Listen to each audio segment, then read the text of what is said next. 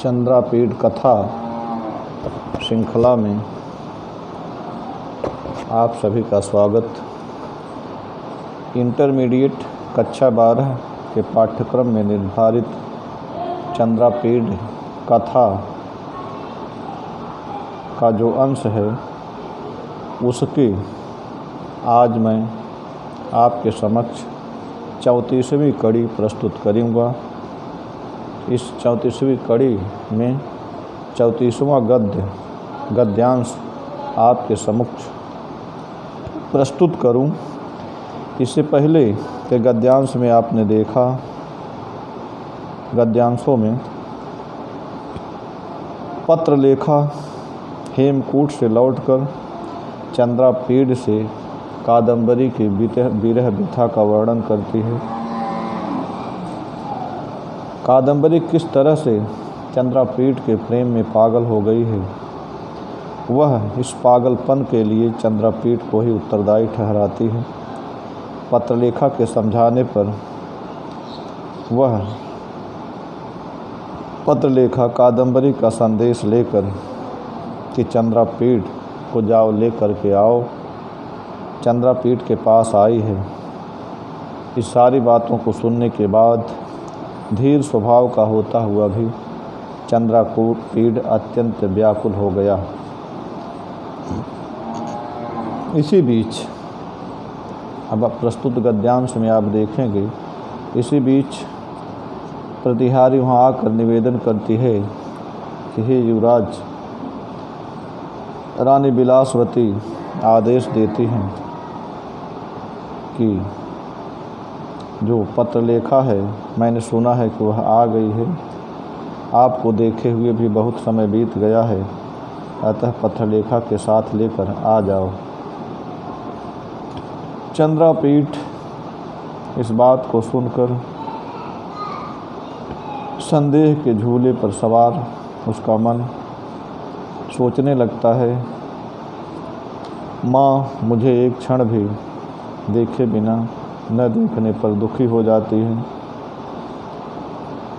और कादंबरी ने, निष्कारण प्रेम रखने वाली कादंबरी ने मुझे आने के लिए कहा है। माता का प्रेम बलवान है, कादंबरी का प्रेम भी महान है। जन्मभूमि को छोड़ना कठिन है, कादंबरी को ग्रहण करना आवश्यक है। अब मेरा मन समय के विलंब को नहीं सहन कर सकता। हेमकूट और विंध्याचल के बीच की दूरी भी बहुत अधिक है।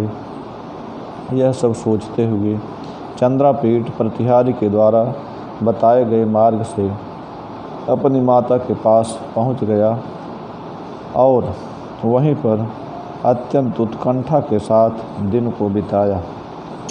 अब आप गद्यांश को देखें।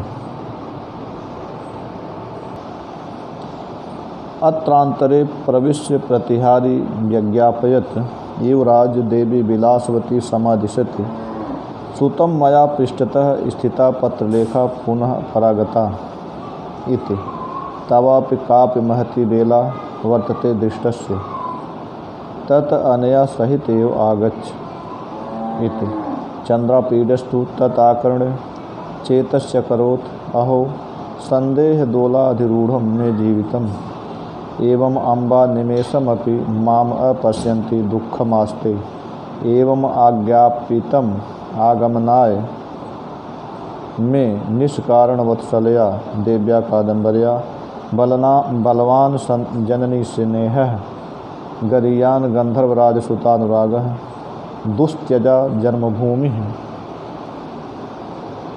परिग्राह्या कादंबरी कालातिपाता सहम में मनः विप्रकृष्टमंतरम हेमकूट विंध्याचलयोः इत्येवं चिन्तयन्नेव प्रतिहार्या उपदिश्यमान मार्गः जननी समीपम् अगात् तत्रैव च शोतकण्ठं दिवसम् अनयत्। अत्रांतरे प्रविश्य प्रतिहारी जब पत्रलेखा की बात सुनकर अपने महल में चंद्रापीठ अत्यंत व्याकुल हो उठा, तभी इसी बीच प्रतिहारी वहाँ प्रवेश करती है।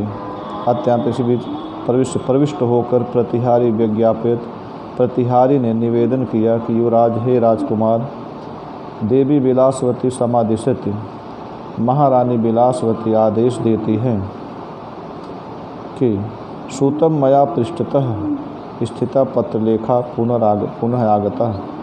मैंने सुना है कि पृष्ठतः स्थिता पीछे ठहरी हुई पत्रलेखा फिर आ गई है, पुनरागता पत्रलेखा फिर आ गई है। तवापि कापि महती बेला वर्तते दृष्टस्य, तुम्हें देखे हुए भी बहुत समय बीत गया है। तत् इसलिए अनया सहित एव आगच्छ, उस पत्रलेखा के साथ ही आ जाओ। प्रतिहारी निवेदन करती है कि हे युवराज, महारानी विलासवती ने आदेश दिया है कि आप जो पीछे पत्रलेखा जो हेमकूट में ठहरी हुई थी वह भी आ गई है और आपके देखे हुए भी बहुत समय व्यतीत हो गया है, इसलिए आप पत्रलेखा के साथ आ जाइए, महारानी के पास चले जाएं। चंद्रापीडस्तु, चंद्रापीड भी तो तत्आकर्ण उस प्रतिहारी की बात को सुनकर चेतस्य करोत, सोचने लगा। अहो संदेह दोलारूढ़ में हृदय जीवितम, ओह मैं जीवितम, मेरा जीवन संदेह के झूले पर सवार हो गया है, संदेह के झूले पर झूल रहा है। एवं अम्बा निमेषम अपि माम अपश्यन्ति दुःखमास्ते। यहाँ पर इस प्रकार से अम्बा मेरी माता निमेषम अपि एक पल भी माम अपश्यन्ति मुझे न देखती हुई दुःखमास्ते दुखी हो जाती, मुझे न देखने पर मेरी माता एक पल भी न देख। एवं अम्बा निमेषम माँ एक पल भी माम अपश्यन्ति मुझे देखे बिना दुःखमास्ते दुखी हो जाती है। एवं अज्ञापितम आगमनाय में निष्कारण वत्सलया देव्या कादम्बरी, अकारण प्रेम रखने वाली देव्या कादम्बरिया देवी कादम्बरी में आगमनाय आज्ञापितम मुझे आने का निवेदन किया है, मुझे आने का निवेदन किया है, चित्त हेमकूट आने का निवेदन किया है। बलवान जननी स्नेह, माता का प्रेम बलवान है। गरियान गंधर्वराज सुतानुराग, गंधर्वराज पुत्री कादम्बरी का प्रेम भी महान है। दुस्त्यजा जन्मभूमि, मातृभूमि को छोड़ना दुस्त्यजा कठिन है। परिग्राह्या कादम्बरी, परिग्राह्या कादम्बरी को कादम्बरी कादम्बरी ग्रहण करने योग्य है, विवाह करने योग्य है, पाणी ग्रहण करने योग्य है। कालातिपाता सहम में मनः, में मनः मेरा मन विलंब को सहन नहीं कर सकता। काला पिता मेरा मन विलंब को सहन नहीं कर सकता। कालातिपात सहम में मनः, कालातिपात काल समय के अधिकता को, अत्यधिक विलंब को मैं मन असहम मेरा मन सहन नहीं कर सकता। विप्रकृष्टम अंतरम हेमकुट विंध्याचलयोः इत्येवं चिंतयन्नेव, कहते हेमकूट और विंध्याचल के बीच की दूरी बहुत अधिक है। इत्येवं चिंतयन्नेव, इस प्रकार सोचता हुआ ही प्रतिहारी उपदिश्यमान मार्ग, प्रतिहारी के द्वारा बताए जाते हुए मार्ग से जननी समीपम आगात, चंद्रापीठ अपनी माता के पास आ गया। तत्रैव च शोतकंठम दिवसम अनयत, कहते हैं कि वहीं पर उसने बड़ी उत्कंठा के साथ, बड़ी व्याकुलता के साथ दिन को बिताया, दिन व्यतीत किया। अब आप एक बार इस गद्यांश को के अनुवाद को फिर से देखें। अत्रांतरे प्रविश्य प्रतिहारी विज्ञापयत, जब चंद्रापीठ अपने महल में पत्रलेखा के मुख से कादम्बरी की विरह व्यथा को सुनता है और अत्यंत व्याकुल हो जाता है, इसी बीच प्रतिहारी विज्ञापित, वहाँ प्रवेश करके प्रतिहारी ने निवेदन किया कि युवराज, हे युवराज, देवी विलासवती समाधिस्थित महारानी विलासवती आदेश देती हैं कि सुतम मया, मैंने सुना है, पृष्ठतः स्थिता, पीछे ठहरी हुई पत्रलेखा पुनः आगता, पत्रलेखा फिर आ गई है। तवापि कापि महति बेला वर्तते दृष्टस्य, तुम्हें देखे हुए भी बहुत समय बीत गया है। तत् इसलिए अनया सहित एवं आगच्छ, उस पत्रलेखा के साथ ही आ जाओ। चंद्रापीडस्तु, चंद्रापीड तो तत् आकर्ण, उस प्रतिहारी की बात को सुनकर चेतस्य करोत, सोचने लगा। अहो संदेह दोलाधिरूढ़ में जीवितम, मेरा जीवन इस संदेह के झूले पर सवार हो गया है। एवं अम्बा निमेषम अपि माम अपश्यन्ति दुःखमास्ते, इस प्रकार मेरी माता निमेषम अपि, पल भर भी, माम अपश्यन्ति, मुझे न देखने पर, दुःखमास्ते, दुखी हो जाती है। एवं अज्ञापितम आगमनाय में निष्कारण वत्सलया देव्या कादम्बर्या, मुझसे अकारण प्रेम रखने वाली देवी कादम्बरी ने आगमनाय आज्ञापितम, मुझसे आने का निवेदन किया है। बलवान जननी से स्नेह, माता का प्रेम बलवान है। गरियान गंधर्वराज सुतानुराग, गंधर्वराज पुत्री कादम्बरी का प्रेम भी महान है। दुस्त्यजा जन्मभूमि, जन्मभूमि को छोड़ना कठिन है। परिग्राह्या कादम्बरी, कादम्बरी ग्रहण करने योग्य है, विवाह करने योग्य है, पाणिग्रहण के योग्य है। कालातिपाता सहम में मन, मेरा मन विलंब को सहन नहीं कर सकता। विप्रकृष्टम अंतरम हेमकूट विंध्याचलयोः इत्येवं चिंतयन्नेव प्रतिहार्या उपदिश्यमान मार्गः जननी समीपम अगात। कहते हैं हेमकूट विंध्याचलयोः, हेमकूट और विंध्याचल के बीच की दूरी विप्रकृष्टम अंतरम, अत्यधिक है, दूरी भी अधिक है, दोनों के बीच अधिक दूरी है। इस प्रकार चिंतयन्नेव सोचता हुआ चंद्रापीठ प्रतिहार्या उपदिश्यमान मार्ग, प्रतिहारी के द्वारा बतलाए जाते हुए मार्ग से जननी समीपम अगात, माता के पास आ गया। तत्रैव च, और वहीं पर शोतकंठम दिवसम अनयत, अत्यंत व्यग्रता के साथ, उत्कंठा के साथ उसने दिन को व्यतीत किया। अब आप इस गद्यांश से संबंधित जो प्रश्न परीक्षा में पूछे जा सकते हैं उसे आप देखेंगे।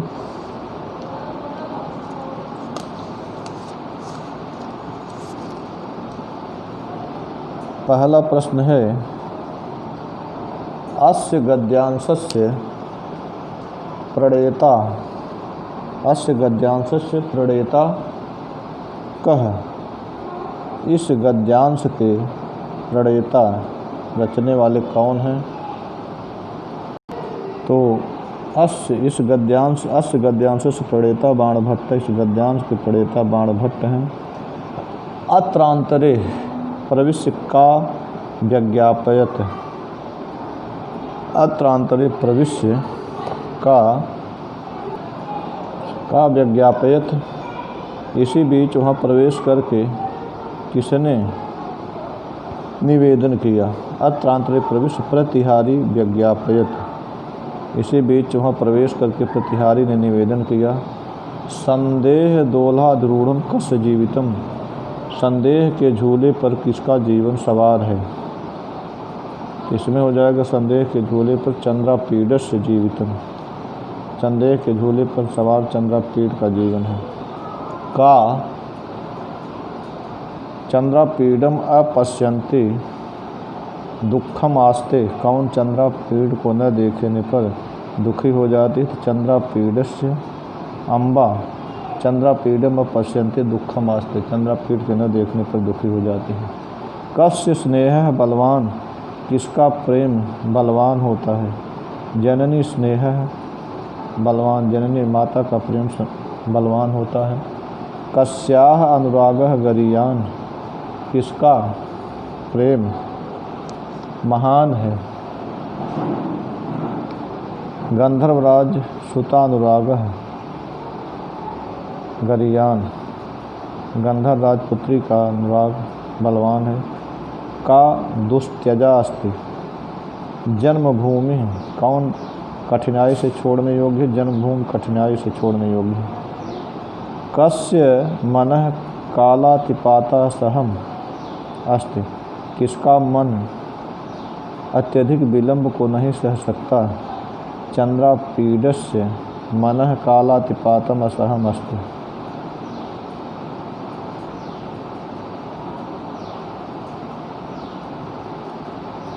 चंद्रापीड कया उपदिश्यमान मार्ग जननी समीपमगात, चंद्रापीड किसके द्वारा बतलाए जाते हुए मार्ग से माता के पास आ गया।